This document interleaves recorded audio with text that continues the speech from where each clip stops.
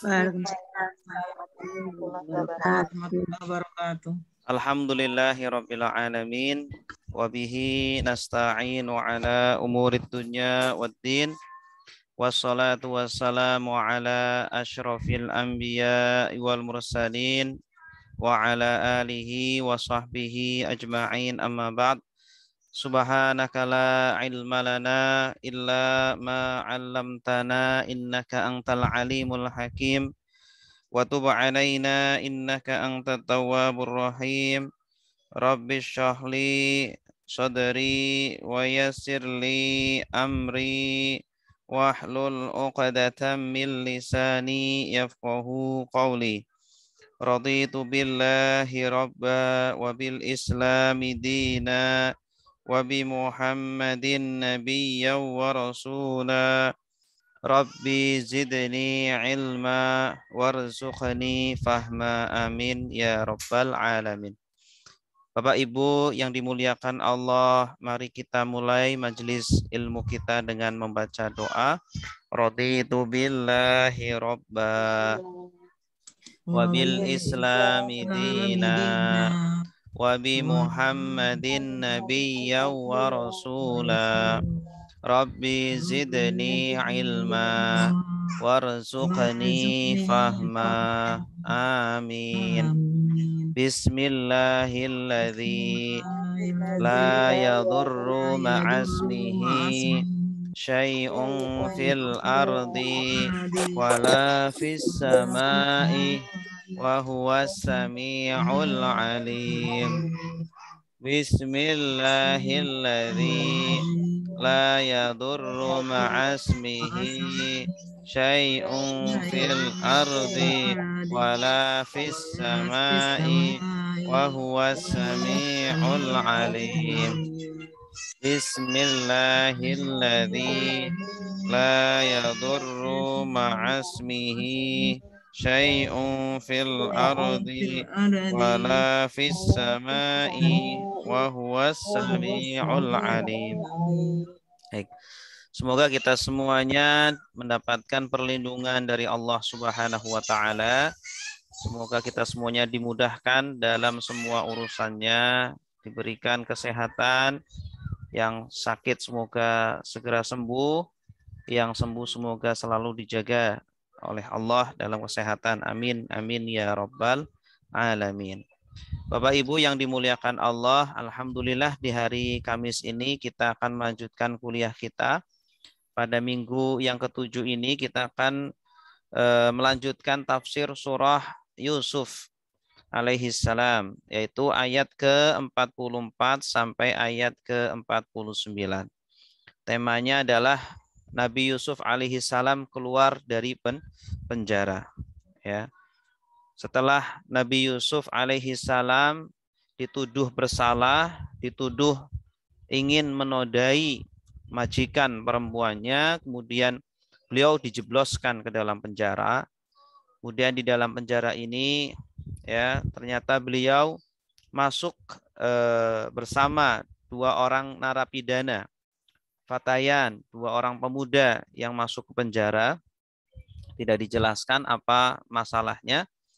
Nah, namun di dalam penjara ini kemudian Nabi Yusuf makin dikenal bahwa beliau adalah bukan orang yang biasa, bukan manusia biasa. Beliau bisa mentakbir atau mentakwil mimpi, ya, sehingga dua orang narapidana ini ketika mereka berdua bermimpi dan bertanya kepada Nabi Yusuf menjelaskan dengan sangat terang, sangat gamblang, ya, bahwa salah satu dari keduanya akan menjadi pemeras anggur untuk majikannya. Dan kemudian yang satunya akan disalib, akan mati disalib, dan di kepalanya ini akan dipatok oleh burung-burung. Ya. Nah, sebelum kemudian salah satu dari narapidana ini sebelum keluar dari penjara, ternyata Nabi Yusuf berpesan agar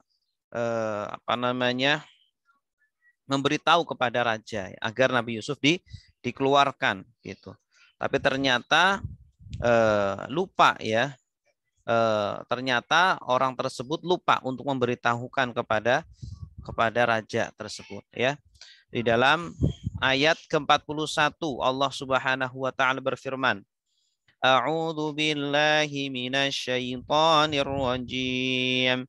Bismillahirrahmanirrahim.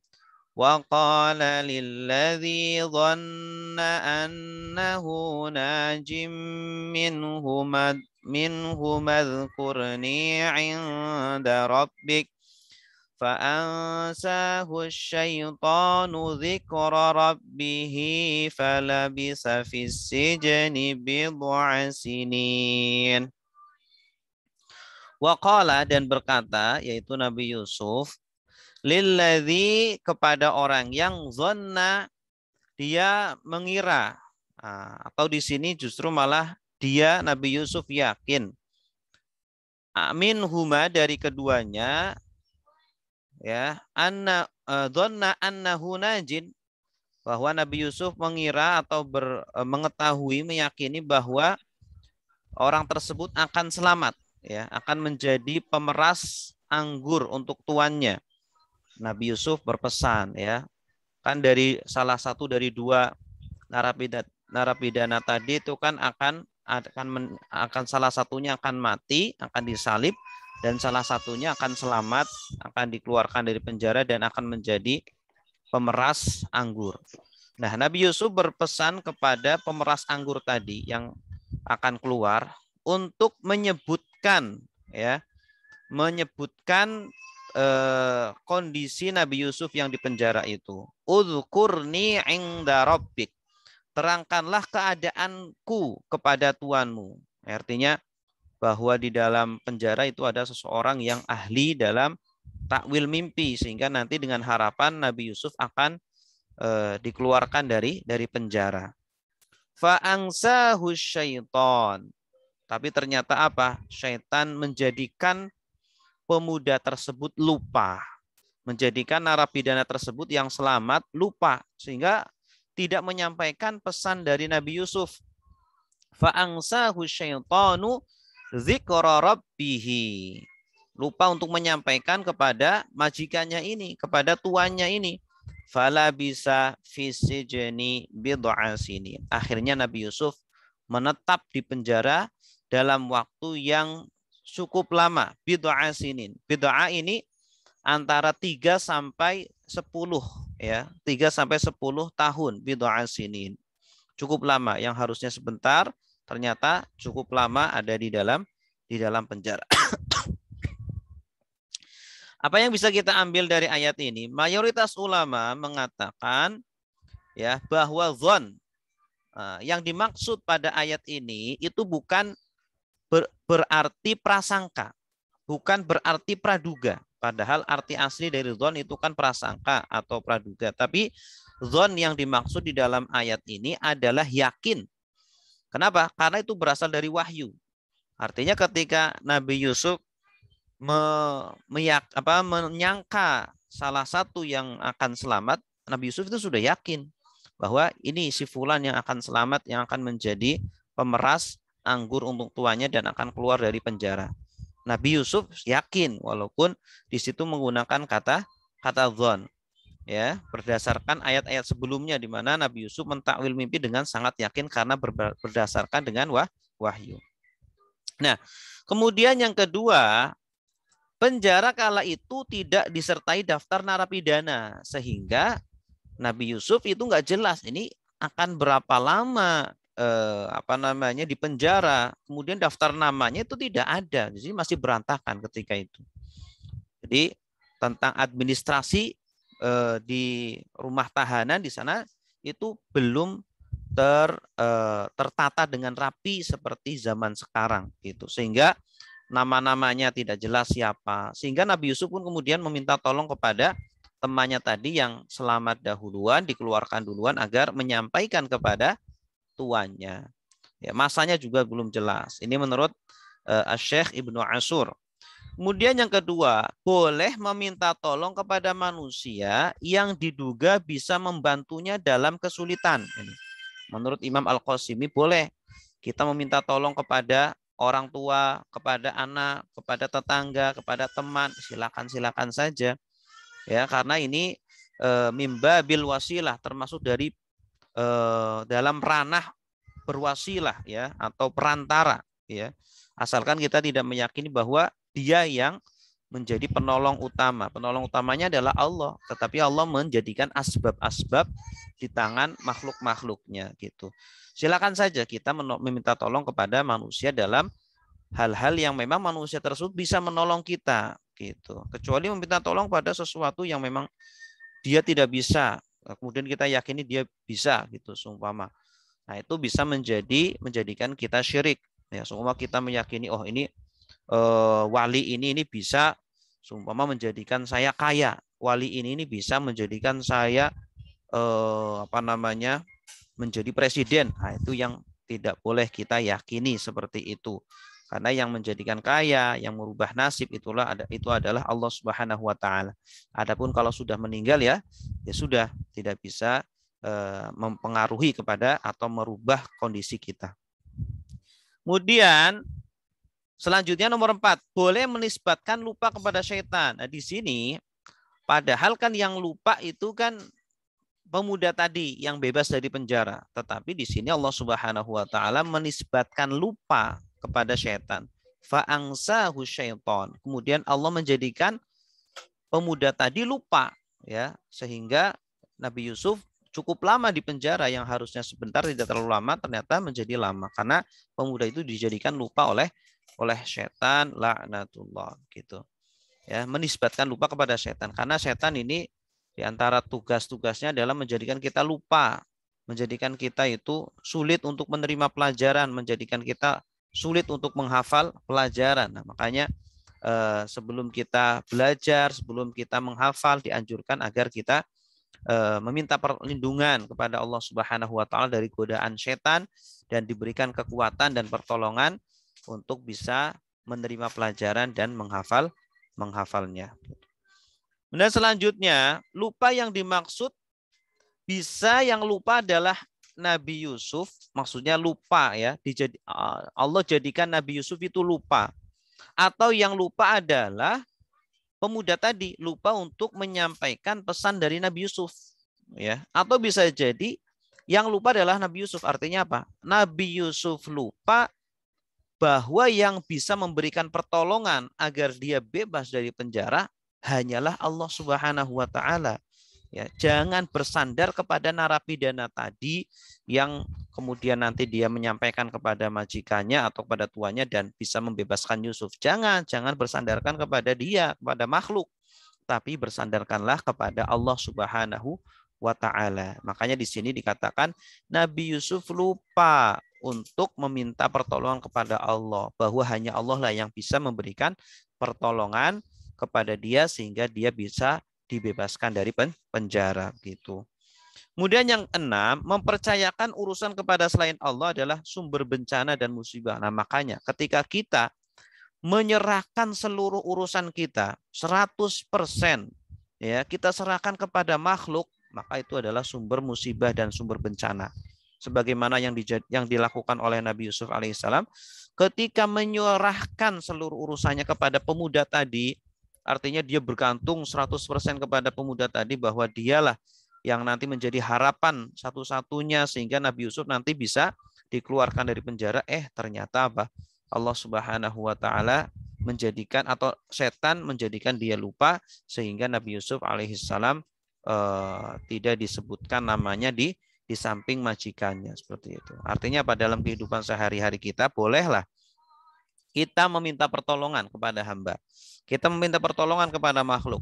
Tetapi ingat, itu hanya sekedar asbab. Itu hanya sekedar wasilah. Jangan terlalu bergantung. Jangan terlalu bergantung kepada suami atau istri. Jangan terlalu bergantung kepada anak atau teman atau kepada siapapun.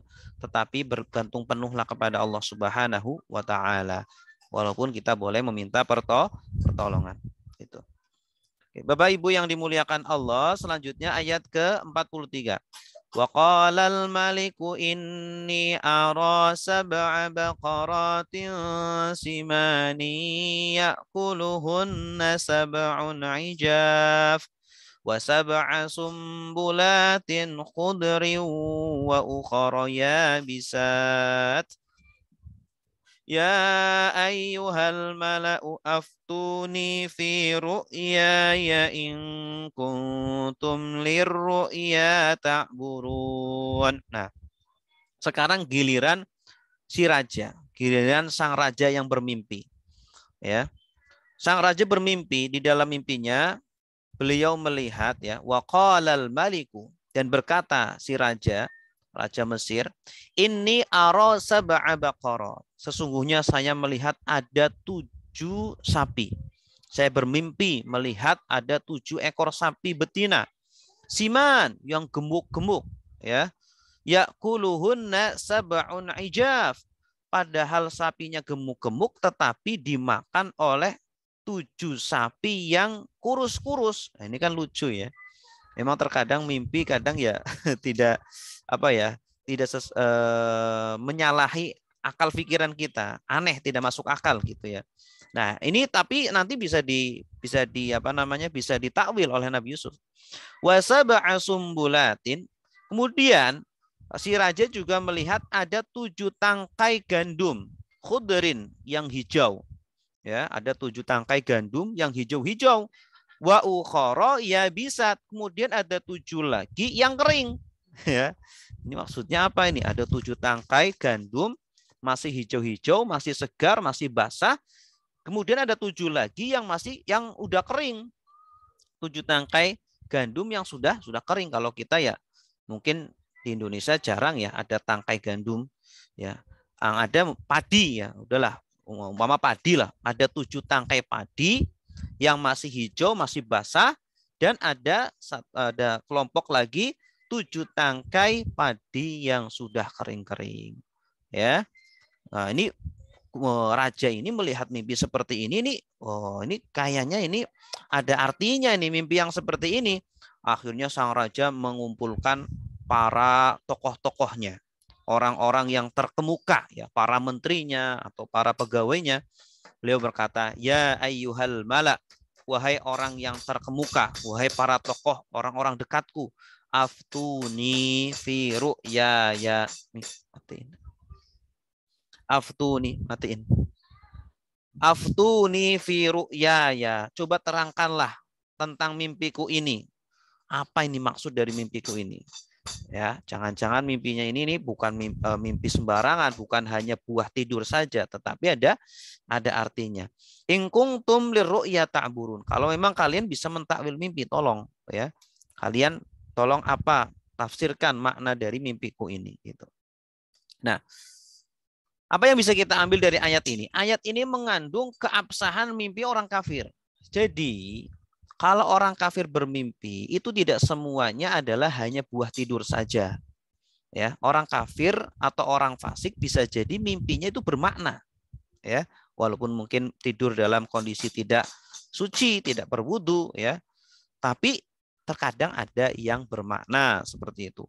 Terutama bila berkaitan dengan orang mukmin, mimpinya tersebut berkaitan dengan orang mukmin, karena ternyata nanti ya mimpinya tersebut ya berkaitan dengan Nabi Yusuf juga. Nanti akhirnya Nabi Yusuf bisa keluar dari penjara itu gara-gara mimpi si raja tadi. Ya, nanti Nabi Yusuf akan mentakwil, ya akan menafsirkan makna dari mimpi tersebut sehingga nanti Nabi Yusuf akan dikeluarkan dari penjara dan akan dimuliakan di kerajaan Mesir.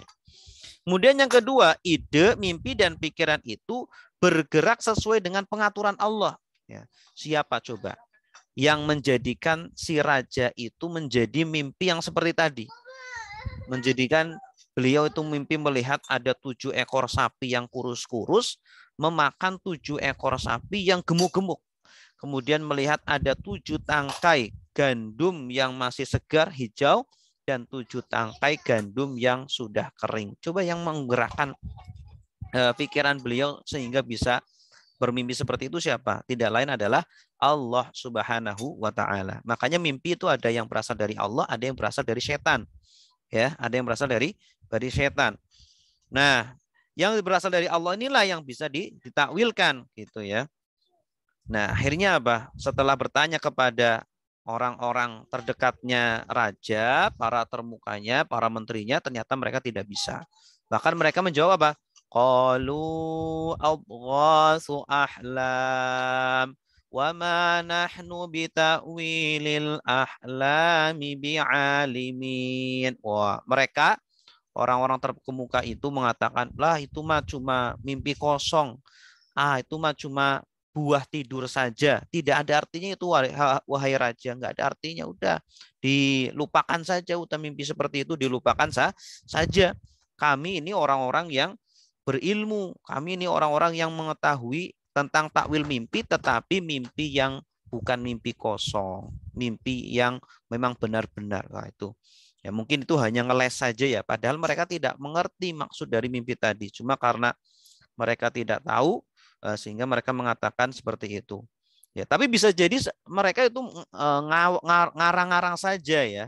Mungkin bisa jadi mereka menafsirkan apa tetapi sekenanya saja. Tetapi Allah Subhanahu wa taala kemudian gerakan lisan mereka, gerakan mulut mereka, para orang-orang terkemuka di kerajaan untuk mengatakan tidak tahu ya. Dan mengatakan tidak tahu itu sangat penting sekali. Ya, yang menjadikan sekarang banyak perselisihan, sekarang banyak permusuhan, sekarang banyak perpecahan, peperangan itu karena banyak orang yang tidak tahu kemudian berbicara. Ya, orang yang tidak berilmu kemudian berkomentar. Sehingga apa? Sehingga orang-orang banyak yang tersesat dengan komentar-komentar yang sesat tersebut gitu. Nah, apa yang bisa kita ambil dari ayat ini, ayat ke-44? Raja terlebih dahulu bertanya kepada para pemuka istana dan mereka angkat tangan tentang makna mimpi itu. Lalu setelah itu Yusuf menjelaskan dengan terang. Ini menjadikan kesan yang sangat dalam kepada mereka. Menurut Syekh As-Sa'di, ini seolah-olah menjadikan Nabi Yusuf itu sangat terangkat sekali. Dengan raja pertama-tama bertanya kepada para tokoh-tokoh kerajaan, kemudian mereka angkat tangan. Setelah itu baru bertanya kepada Nabi Yusuf alaihissalam. Ya, setelah bertanya kemudian Nabi Yusuf menjawab dengan sangat terang, dengan sangat gamblang, dengan sangat jelas. Ternyata mimpi tersebut adalah bukan mimpi sembarangan, mimpi yang sangat berarti dan sangat penting bagi kerajaan Mesir yang menjadi sebab nanti selamatnya kerajaan Mesir dari musibah kelaparan, kekeringan yang bertahun-tahun. Gitu. Sehingga nanti Nabi Yusuf setelah itu akan dimuliakan dan diangkat menjadi bendaharawan negara Mesir ya. Seperti ketika Allah Subhanahu wa taala ingin mengangkat Nabi Adam di hadapan para malaikatnya. Allah Subhanahu wa taala terlebih dahulu menjadikan para malaikat itu bertekuk lutut, tidak sanggup untuk menjawab pertanyaan Allah. Ya, faqala ambiuni bi asma'i haula'i in kuntum shadiqin. Ya, Allah Subhanahu wa taala ketika menciptakan Nabi Adam, para malaikat protes, "Ya Allah, kenapa Engkau ciptakan manusia di muka bumi ini yang nanti akan membuat kerusakan gitu, akan menumpahkan darah, akan berperang dan lain sebagainya." Ya, padahal kami kan para malaikat itu suka bertasbih, suka beribadah, mensucikanmu begitu. Kemudian Allah Subhanahu wa taala ingin menampakkan bahwa manusia tidak semuanya seperti itu. Manusia juga ada yang baik. Akhirnya kemudian Allah Subhanahu wa taala ingin menampakkan ya keunggulan Nabi Adam alaihissalam. Kemudian Allah Subhanahu wa taala ajarkan kepada Nabi Adam tentang nama-nama benda-benda. Kemudian Allah tanyakan kepada para malaikat untuk menyebutkan nama-nama benda tersebut. Ternyata mereka angkat tangan. Kemudian setelah itu ditanyakan kepada Nabi Adam dan Nabi Adam bisa menjawab dengan tepat, dengan jelas. Maka Nabi Adam alaihissalam menjadi terangkat derajatnya dan menjadikan para malaikat kemudian bertekuk sujud di hadapan Nabi Adam atas perintah Allah Subhanahu wa taala. Oke, kemudian yang selanjutnya, mengakui ketidaktahuan adalah kontribusi besar bagi Yusuf sehingga dikeluarkannya dari penjara dan dimuliakan. Artinya apa? Ketika kita tidak tahu, lebih baik kita bilang tidak tahu. Kenapa? Jangan-jangan dengan kita mengatakan tidak tahu, itu akan menjadikan kontribusi terhadap kebaikan-kebaikan yang ada di muka bumi ini. Makanya para ulama mengatakan apa? Seandainya orang-orang yang tidak tahu itu diam, Orang-orang yang tidak tahu, tidak berkomentar, maka tentu tidak banyak perselisihan. Maka tentu tidak banyak permusuhan, tidak banyak orang-orang yang berperang, saling membunuh. Tapi gara-gara semua orang merasa tahu, semua orang merasa berilmu, semua orang merasa adalah ulama, ahli, pakar, akhirnya apa? Terjadi perselisihan di mana-mana, terjadi permusuhan di mana-mana. Baik, Bapak Ibu yang dimuliakan Allah, selanjutnya apa? Wa qala alladzi naja minhuma waddakara ba'da ummatin ana unabbiukum bita'wilihi fa'arsilun. Ya, ketika para pemuka kerajaan berangkat tangan, mereka tidak sanggup untuk menakwilkan makna dari mimpi raja tersebut. Di situ kan ada pemuda yang selamat itu. Ada narapidana yang sempat bersama Nabi Yusuf di penjara, kemudian keluar dan menjadi pemeras anggurnya raja itu. Nah, ingat, wah, dulu kan ketika di penjara itu ada seorang pemuda, yaitu Yusuf, yang ahli dalam tabir mimpi. Nah, saya ingat. Akhirnya apa? Akhirnya dia kemudian menyebutkan kepada si raja tersebut bahwa ada orang di penjara yang bisa mentakwil mimpi, yang ahli dalam mimpi. Ya, wa qala alladziina naja minhuma waddakara, dan berkatalah orang yang selamat di antara mereka berdua dan teringat kepada Yusuf itu setelah beberapa waktu yang cukup lama. Ya, kemudian dia mengatakan, berizin kepada raja, wahai raja, saya akan memberitahukan kepadamu ya tentang orang yang bisa mentakwilkan mimpimu itu. Fa'arsilun, maka tolong utuslah saya untuk menjemput orang tersebut, untuk menjemput Yusuf. Wah, akhirnya dari sinilah Allah Subhanahu wa taala menampakkan pertolongan kepada Nabi Yusuf alaihi salam. Jangan bersandar kepada makhluk, jangan bersandar kepada narapidana tadi, tapi bersandarlah kepada Allah Subhanahu wa taala. Pada waktunya Allah Subhanahu wa taala akan menurunkan pertolongannya itu. Yusufu ayyuhas siddiqu aftina fi sab'i baqaratin simani ya'kuluhunna sab'un 'ijaf wa sab'i sumbulatin khudrin wa ukhra yabisatin la'alli arji'u ilan nasi la'allahum ya'lamun. Yusuf, wahai Yusuf, ayyuhas siddiq, wahai orang yang jujur, yang dipercaya. Wah, ternyata Yusuf ini sudah dikenal oleh raja tersebut ya. Dia adalah orang yang jujur, orang yang bisa dipercaya.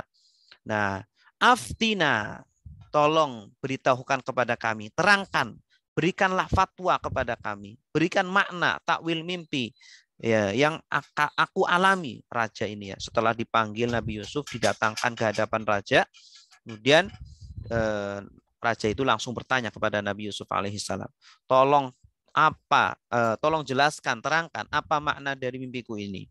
Aku melihat ada 7 sapi yang kurus-kurus atau sapi yang gemuk-gemuk dimakan oleh 7 sapi yang masih kurus-kurus ya.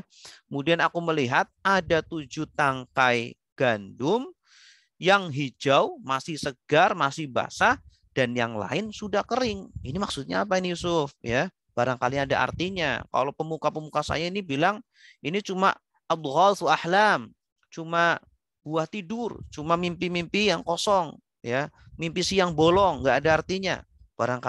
Barangkali ada artinya Yusuf, tolong berikan maknanya. La'alli arji'u ilan nas ya, barangkali aku bisa kembali kepada manusia, kepada orang-orang, kemudian aku bisa apa memberitahukan kepada mereka apa artinya. Nah, yang bisa kita ambil dari ayat ini apa? Boleh mensifati orang dengan sifat yang melekat padanya. Ya, di sini si raja mengatakan as-siddiq. Artinya kalau kita sumpama punya teman itu adalah orang yang sangat pemurah, sangat dermawan, boleh kita menyebutnya fulan al-karim gitu, boleh fulan al-karim. Atau kita punya teman yang sangat cerdas, serba tahu apa saja, boleh kita sebutkan fulan al-mahir sumpama. Ya, kita berikan gelar-gelar yang baik untuk dia selagi tidak menjadikan dia sombong, boleh, silakan seperti itu. Selagi tidak menjadikan dia sombong, boleh. Tetapi kalau sebaliknya kita memberikan gelar yang buruk, fulan yang gundul, semua nggak boleh. Fulan yang hitam nggak boleh. Fulan yang pesek nggak boleh. Ya, kalau yang baik-baik boleh, silakan. Tetapi kalau yang buruk-buruk tidak boleh. Gitu. Aftina, tolong berikan fatwa, berikan penjelasan tentang mimpiku itu. Nah, Yusuf memaafkan orang yang lupa. Nah, ketika Nabi Yusuf itu didatangi oleh temannya tadi yang sudah lama bebas, ya harusnya kan Nabi Yusuf kalau fitrah manusia kan marah ya. Kamu gimana sih? Saya kan udah berpesan, nanti kalau kamu keluar, kamu tolong sebutkan nama saya di hadapan raja agar raja mengeluarkan saya. Kok kamu malah lupa? Harusnya kan seperti itu ya kalau fitrah manusia, tapi ternyata tidak. Nabi Yusuf adalah orang yang pemaaf, Nabi Yusuf adalah orang yang legowo sehingga memaafkan temannya tadi, pemudanya tadi yang keluar dahuluan. Sehingga apa? Begitu Nabi Yusuf diminta untuk keluar, kemudian hadir di hadapan raja, Nabi Yusuf memenuhi permintaannya dengan sangat mudah. Kemudian yang ketiga, dengan takwil mimpi Yusuf maka selamatlah negeri Mesir. Disebabkan karena Nabi Yusuf mentakwil mimpi raja ini yang katanya adalah mimpi kosong, kata para orang-orang terkemuka kerajaan. Ternyata enggak, bukan mimpi kosong, bukan mimpi siang bolong. Ternyata negeri Mesir bisa selamat dari musibah kelaparan yang sangat panjang. Karena memang Nabi itu diutus oleh Allah Subhanahu wa taala itu rahmat bagi semuanya. Ya, baik untuk kesejahteraan di dunia ataupun untuk kesejahteraan di akhirat, keselamatan di akhirat, seperti itu. Sebagaimana Nabi Muhammad SAW diutus kepada kita semuanya itu rahmat bagi semuanya. Tidak hanya untuk orang-orang Islam saja, tetapi juga untuk orang-orang kafir. Makanya jangan sampai kemudian kita gembor-gembor ingin mendirikan kerajaan Islam tetapi menjadikan orang-orang kafir semua pada takut, menjadikan orang-orang kafir pada trauma, kemudian pada lari dan lain sebagainya, begitu ya, seperti yang dilakukan oleh ISIS dan kroni-kroninya seperti itu. Karena Nabi Muhammad SAW ketika mendirikan kerajaan Islam atau mendirikan khilafah Islamiyah pun itu sangat menghargai orang-orang non-muslim, sangat menghargai ya tempat-tempat ibadah mereka dan sangat menghargai kebebasan mereka dalam beragama. Mereka masuk Islam bukan karena dipaksa untuk masuk Islam, tetapi mereka masuk Islam ya dan mau tunduk kepada aturan-aturan Islam karena melihat memang aturan-aturan Islam adalah aturan yang terbaik, aturan-aturan dan akhlak-akhlak kaum muslimin adalah akhlak-akhlak yang sangat mulia. Bahkan di zaman Nabi SAW, orang-orang Yahudi ketika berselisih, mereka ketika mencari hakim itu tidak mau hakimnya orang Yahudi. Mereka mau hakimnya adalah Nabi Muhammad SAW. Karena kalau ke orang Yahudi pasti tidak adil. Sedangkan kalau kepada Nabi Muhammad SAW pasti akan diperlakukan dengan sangat adil. Oke, Bapak Ibu yang dimuliakan Allah, berikutnya. Setelah Nabi Yusuf diminta untuk memberikan fatwa, mendengar apa pertanyaan dari sang raja itu, Nabi Yusuf menjelaskan ya bahwa nanti negeri Mesir ini akan ditimpa ya musim yang biasa, musim yang subur ya selama 7 tahun. Kemudian 7 tahun berikutnya akan dilanda kekeringan yang sangat panjang selama 7 tahun. Artinya mereka bercocok tanam, mereka bertani, itu tidak menghasilkan apa-apa. Maka artinya apa? Harus bersiap-siap. Tahun-tahun sebelumnya harus bersiap-siap, kemudian harus menimbun makanan yang banyak sehingga cukup untuk perbekalan kehidupan selama 7 tahun berikutnya. Coba bayangkan kalau Nabi Yusuf tidak menjelaskan tentang itu. Ya pasti orang-orang Mesir, rajanya ya udah biasa saja, makan biasa, kemudian tidak menimbun makanan yang banyak untuk berbekalan sampai 7 tahun sehingga akan banyak yang akan mati gara-gara itu. Tapi berkat penjelasan dari Nabi Yusuf lah inilah Nabi Yusuf berkata, qala tazra'una. Allah berkata, qala tazra'una sab'a sinina da'aba. Dia Yusuf berkata, agar kamu bercocok tanam atau hendaknya kalian wahai orang-orang Mesir bercocok tanam. Ya, menanam gandum atau menanam tanaman apa-apa yang biasa kalian makan sab'a sinin selama 7 tahun. Da'aba, berturut-turut. Ya, karena 7 tahun itu adalah masa yang biasa saja, yang subur. Fama hasattum fadharuhu fi sumbuluhi. Apa yang kalian tunai, apa yang kalian tuai, apa yang kalian panen dari tanaman-tanaman tersebut, fadharuhu fi sumbuluhi, maka hendaklah biarkan di tangkainya saja. Biarkan di tangkainya saja. Illa qalilam mimma ta'kulun, kecuali sedikit untuk makan kalian. Silakan diresmil, kemudian silakan diolah untuk dimakan. Tapi yang yang banyak kalian timbun, kalian simpan gitu. Kenapa? Karena nanti 7 tahun berikutnya akan datang masa paceklik yang sangat panjang. Ayat ini menunjukkan bahwa masyarakat Mesir kala itu kehidupannya bertani, ya. Makanya Mesir itu kami waktu belajar di Mesir itu orang Mesir itu memang dari sejak zaman dahulu itu bertani. Bahkan mereka mengatakan kamilah yang mengajarkan pertanian kepada seluruh dunia gitu ya. Tapi entah itu kebenarannya kebenarannya sudah diuji atau belum ya. Kata mereka itu kami adalah yang mengajarkan pertanian kepada seluruh dunia ya, sehingga seluruh dunia bisa bercocok tanam gitu. Nah, ketika itu memang kebanyakan orang-orang Mesir pekerjaannya, mata pencahariannya adalah bertani. Makanya di sini dikatakan tazra'una sab'a sinin. Tazra'un menggunakan fi'il mudhari menunjukkan sudah menjadi kebiasaan mereka gitu.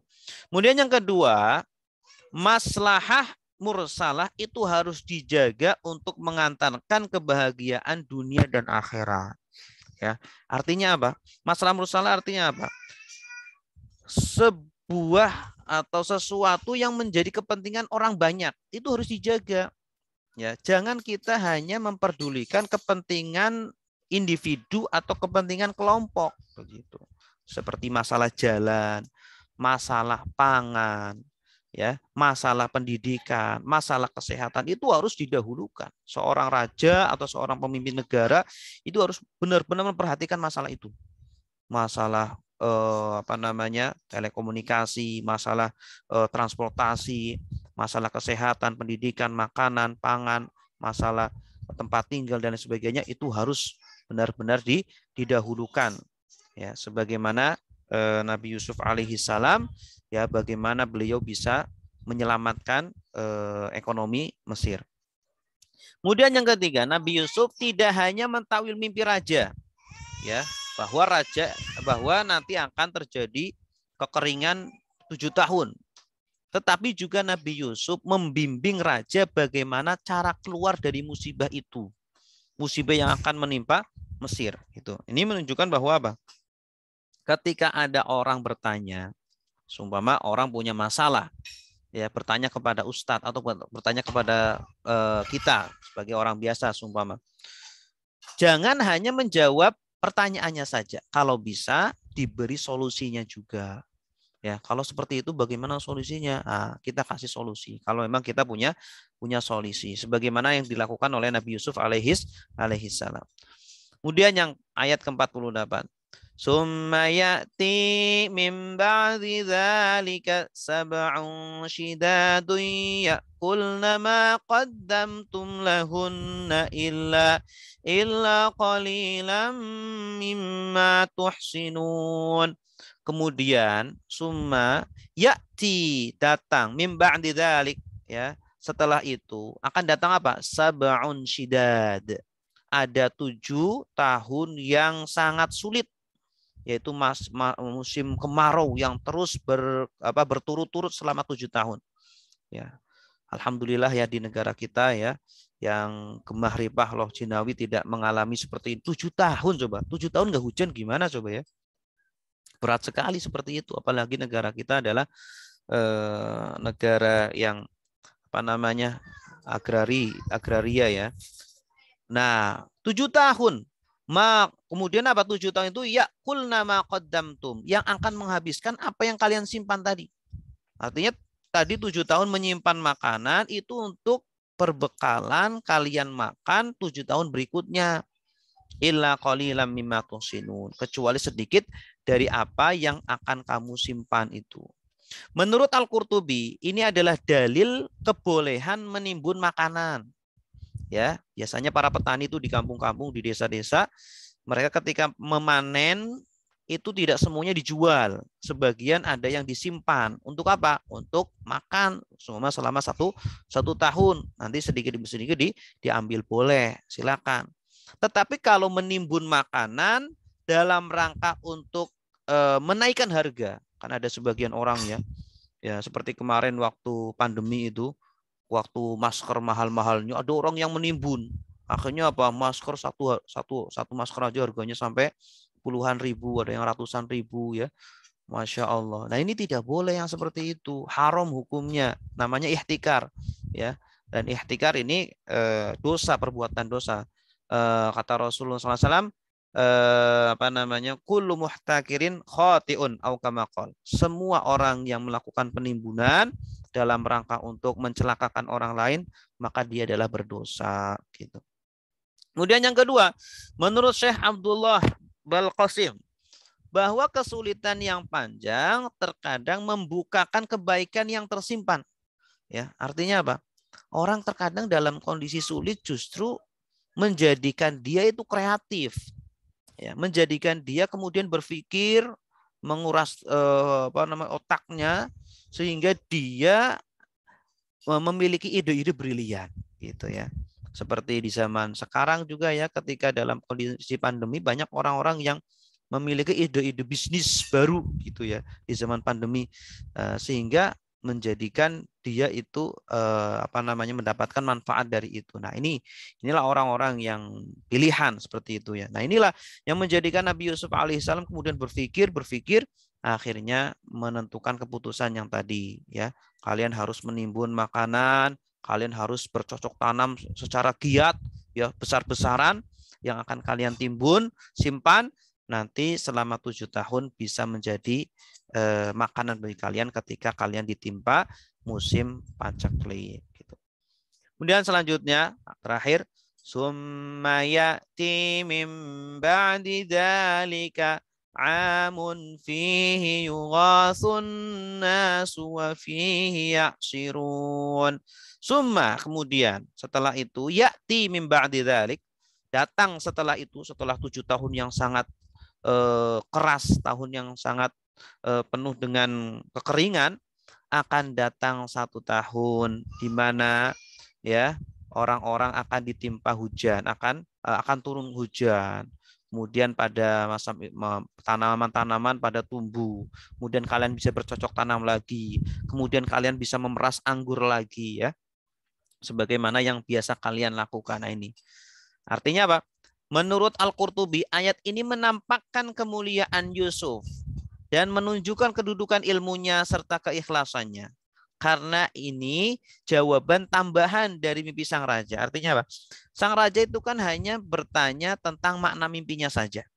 Tapi Nabi Yusuf alaihissalam tidak hanya menjawab makna mimpinya itu saja, tetapi memberikan solusinya. Kemudian yang ketiga, memberikan kabar gembira bahwa setelah 7 tahun masa kemarau tersebut, musim kemarau tersebut, akan datang musim yang indah, akan datang musim yang penuh dengan hujan, tetapi tidak membuat mereka kemudian kebanjiran atau tertimpa musibah baru ya.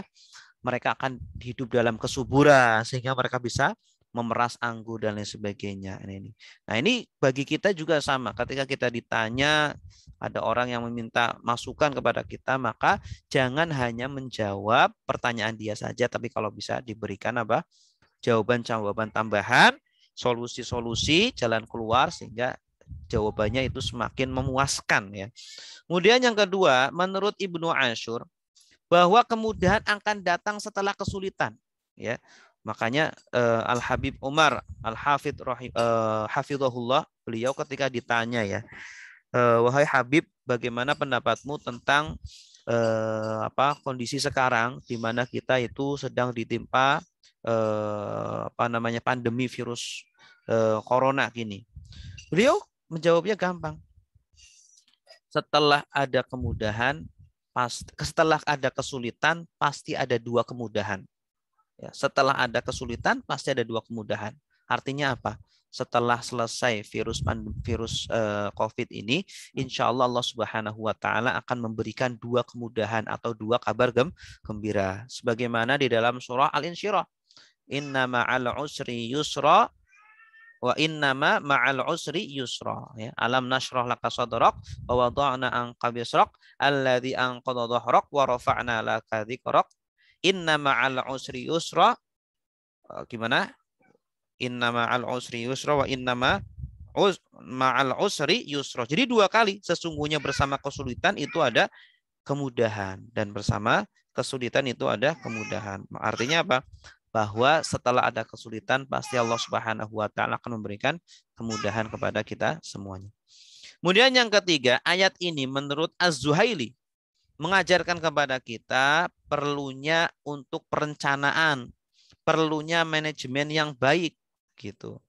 Artinya walaupun Allah Subhanahu Wa Taala sudah memberikan takdir kepada kita, kita harus berusaha dan kita harus memiliki perencanaan-perencanaan, memiliki target-target. Kita berumur, semua sekarang berumur 40 atau 30 atau 50, itu harus punya perencanaan, baik yang jangka pendek ataupun jangka panjang. Ya, tahun ini saya harus sudah paham tentang ilmu tafsir, sudah paham tentang ilmu hadis, sudah paham tentang ilmu fikih, ilmu tauhid, begitu. Setidaknya kita sudah menghatamkan tahun ini saya ingin menghatamkan satu kitab kitab fikih matan ghoyah wa takrib gitu. Atau tahun ini saya harus bisa menerjemah Al-Qur'an, baca Al-Qur'an, faham artinya dengan tadaburnya. Setidaknya saya tahun ini bisa punya target-target sebagaimana dalam perusahaan-perusahaan, ya. Pabrik-pabrik itu kan punya target-target, punya manajemen. Ya, semakin baik manajemen tersebut, maka akan semakin mendekati kesuksesan. Begitupun dalam kehidupan akhirat kita juga harus punya manajemen. Kita punya belum terbiasa untuk bangun malam, kita biasakan bangun malam. Kita belum terbiasa membaca Al-Qur'an, kita biasakan. Kita punya target, kita punya goal. Semua setiap bulan harus khatam 30 juz Al-Qur'an, ya. Kemudian dibiasakan seperti itu sehingga akan menjadikan kita semakin mendekati keberhasilan. Amin amin ya rabbal alamin. Baik Bapak Ibu yang dimuliakan Allah, demikian yang bisa kami sampaikan. Jadi intinya adalah bahwa pada sesi ini Nabi Yusuf alaihi salam alhamdulillah dikeluarkan dari penjara. Nabi Yusuf alaihi salam atas ilmunya ini memberikan takwil mimpi dari sang raja ini, kemudian beliau dimuliakan, beliau diangkat, ya. Kemudian nanti selanjutnya beliau akan diangkat menjadi salah satu pejabat negara dan itulah insyaallah nanti akan kita jelaskan pada pertemuan-pertemuan berikutnya. Baik Bapak Ibu yang dimuliakan Allah, silakan bagi yang punya pertanyaan silakan dituliskan. Nah, sebelum kita menjawab pertanyaan-pertanyaan Bapak Ibu, mari kita jawab post-test yang sudah kita tuliskan, ya. Oke. Yang pertama, apa isi mimpi sang raja dan bagaimana takwilnya? Coba saya ingin bertanya kepada Ibu Endang. Silakan Ibu Endang. Iya Ustadz, ya. Assalamualaikum. Waalaikumsalam. Apa mimpi sang raja, Ibu? Mimpi sang raja ialah melihat 7 ekor sapi yang gemuk-gemuk, yang dimakan oleh 7 ekor sapi yang kurus-kurus, dan melihat 7 tangkai gandum yang masih hijau dengan 7 tangkai gandum yang sudah kering. Masya Allah. Terus? Kemudian takwilnya Yusuf menyelamatkan negeri Mesir itu, ya, supaya takwil 7 ekor sapi yang kurus apa itu? Maksudnya iya. apa? Agar bercocok tanam selama 7 tahun. Ya. Jadi 7 ekor sapi yang kurus adalah 7 musim kemarau 7 tahun. Kemarau 7 tahun. Terus 7 ekor sapi yang gemuk apa itu? Masa kekeringan yang selama 7 tahun. Kalau gemuk. Kalau gemuk berarti kan apa? Masa yang subur, makmur. Ya, hasilnya itu nanti akan dimakan oleh 7 tahun yang kering. Iya, gitu. Oke, kalau 7 tangkai yang hijau dan 7 tangkai yang kering apa maksudnya? Adalah untuk menghabiskan selama sama seperti tadi ya. Iya. Sama seperti tadi. Kalau 7 tangkai yang hijau itu maksudnya 7 tahun disuruh apa? Bercocok tanam. Ya, kemudian 7 tangkai yang kering ya disimpan. Itu bagus. Ibu Endang umurnya berapa? 7, 8. Masya Allah. Ingatannya masih kuat ya. Alhamdulillah. Memang kalau kita terus belajar itu justru memperlambat ini pikun ya. Dan semoga tidak ditimpa penyakit itu ya. Tuh. Ya, amin. Amin. Kemudian yang kedua, apa nasihat Yusuf untuk mengatasi musibah yang akan menimpa Mesir? Silakan. Sekarang bapak-bapak. Dari bapak-bapak, silakan Pak Rubianto. Pak Rubianto, apa nasihat Yusuf untuk mengatasi musibah yang akan menimpa Mesir?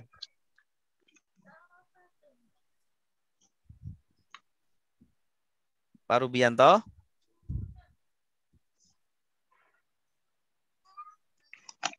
Ada? Silakan. Pak Rubianto ada? Kayaknya tidak ada. Kalau tidak ada, Pak Ahadi, silakan. Pak Ahadi. Hari ini banyak yang izin. Ya, ada Ustaz. Ya, silakan. Tadi nggak kepencet ini mute-nya. Ya, bismillah. Nasihatnya adalah Nabi Yusuf menasihati kepada raja untuk melakukan penanaman terus-menerus selama 7 tahun dan kemudian menghemat karena akan digunakan untuk mengkonsumsi 7 tahun di masa kering yang akan datang. Mumtaz, bagus. Oke, terima kasih Pak Hadi. Berikutnya, nomor 3. Apakah mimpi orang kafir bisa dijadikan pegangan? Silakan Ibu Nina. Ya, Ustadz. Tidak bisa. Tidak bisa. Tadi kan rajanya kan orang kafir itu. Rajanya itu kan orang kafir. Mimpinya ya. Oh ya, saya pikir takwilnya. Bisa sih. Bisa. Iya, bisa. Yang bisa. Kenapa bisa?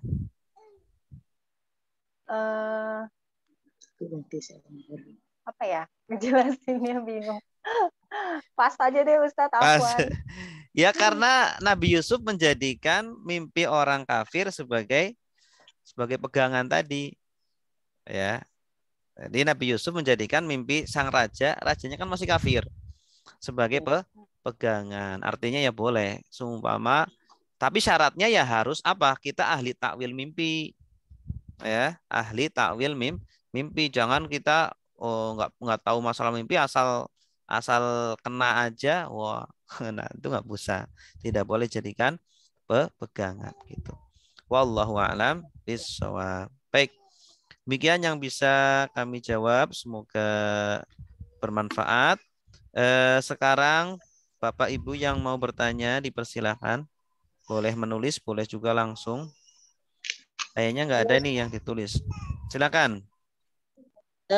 Berarti Nabi Yusuf itu bisa menakwilkan mimpi itu termasuk salah satu wahyunya. Wahyu. Iya, Nabi salah Yusuf. satu kelebihannya. Padahal beliau nggak pernah belajar kan.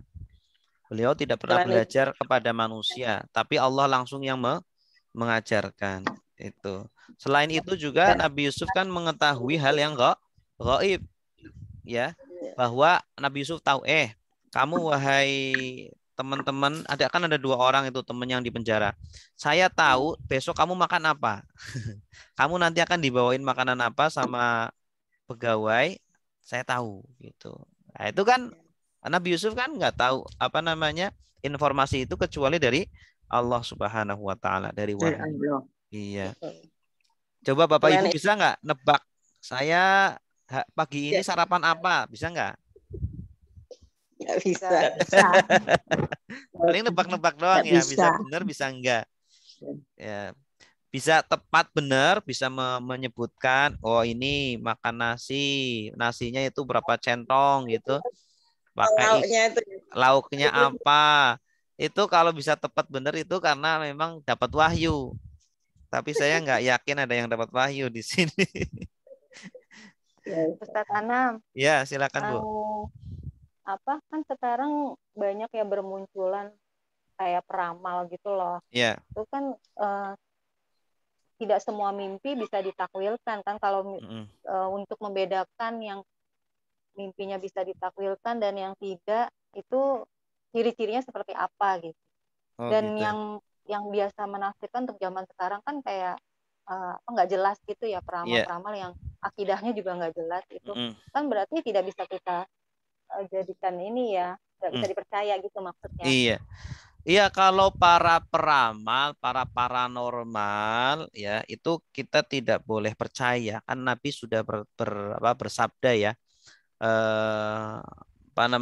Yang artinya barang siapa yang datang kepada kahin, dukun, maka 40 hari sholatnya tidak diterima. Gitu. Kalau sampai mempercayainya, meyakininya, itu bisa merusak akidahnya, begitu. Makanya kita tidak boleh membaca zodiak itu, bintang apa itu nggak boleh dibaca, apalagi kalau sampai dia diyakini gitu. Kalau diyakini bisa menjadikan kita syirik, ya. Maka kita sebagai kaum muslimin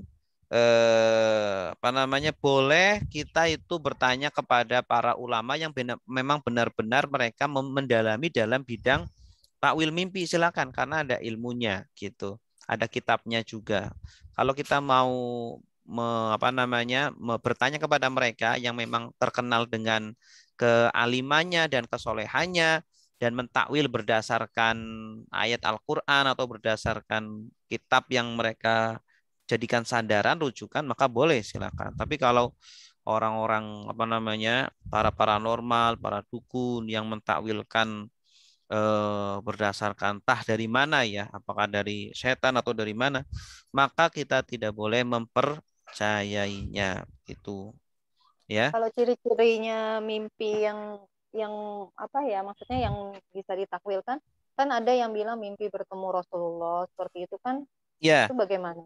Yang bisa ditakwilkan itu biasanya mimpi-mimpi yang dia itu bisa diceritakan dan jelas, ya, kayak tadi raja tadi kan jelas ada 7 sapi. Dia bisa menyebutkan angkanya ada berapa, ada 7. Dan yang dilihat sapi, benar-benar sapi, jelas. Kadang itu kita melihat mimpi nggak jelas, ini jumlahnya berapa kita lupa gitu kan. Kemudian sapi atau kerbau masih rawang-rawang. Ini sapi tapi kok kayak kerbau kok kayak sapi, kayak gitu. Nah, itu biasanya tidak benar. Nah, kalau yang benar biasanya itu jelas, kemudian runut ceritanya.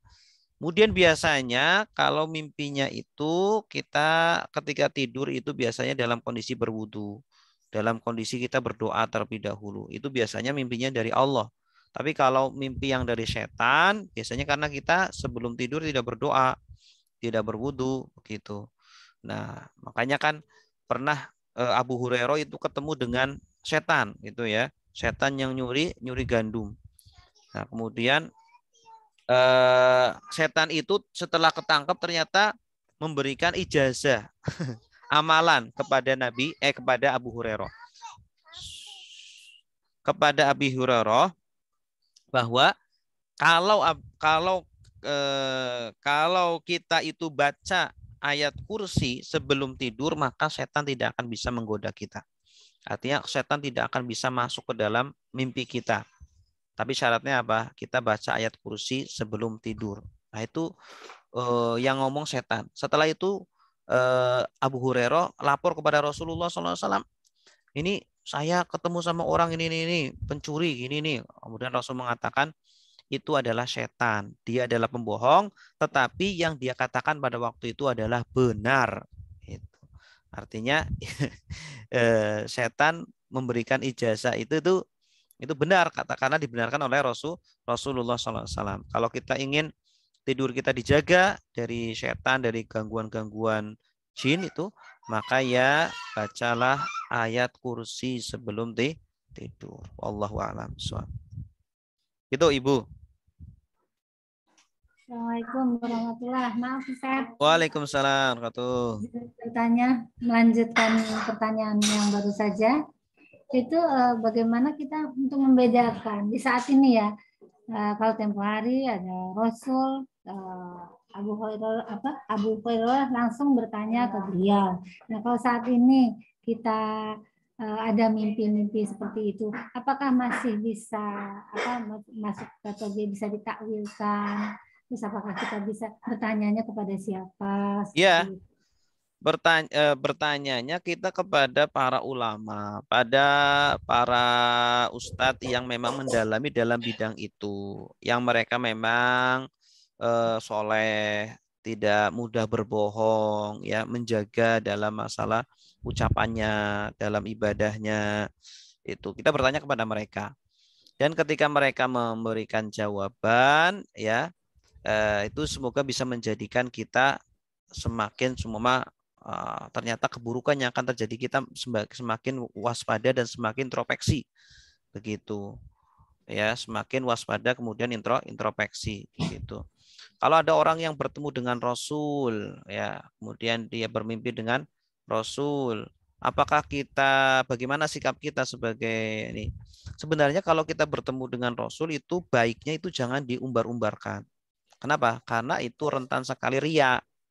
Karena rentan sekali kita pamer gitu. Nanti biar dipandang orang lain kita seumpama orang soleh atau orang yang rajin ibadah dan lain sebagainya begitu ya. Walaupun boleh silakan untuk sebagai pelajaran bagi yang lain. Tapi kalau tidak dibutuhkan lebih baik jangan diucapkan gitu. Kecuali kalau sangat dibutuhkan sekali. Ya, gitu. Wallahu a'lam. Ya, ada lagi silakan.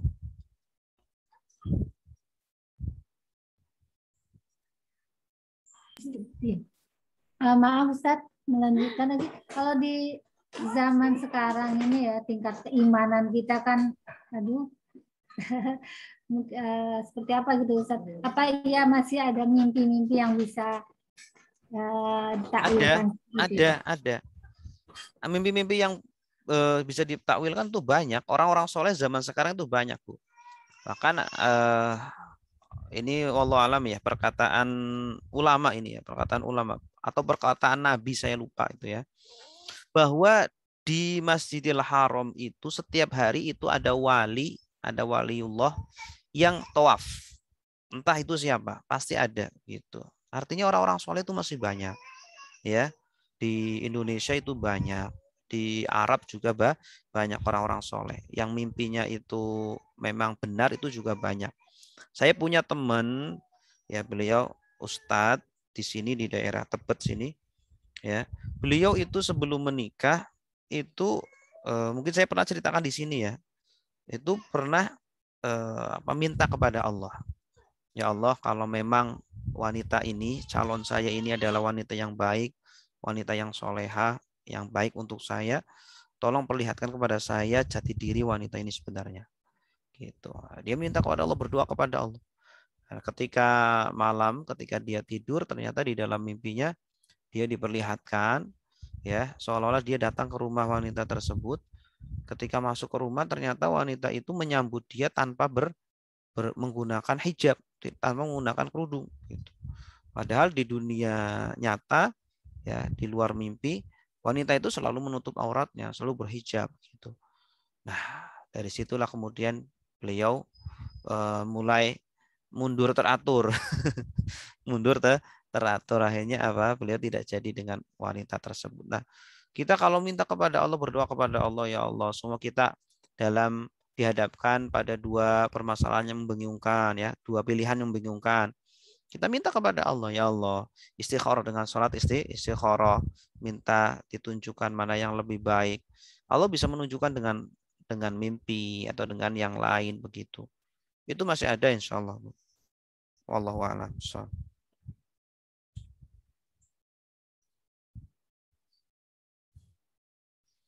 Baik, ada lagi?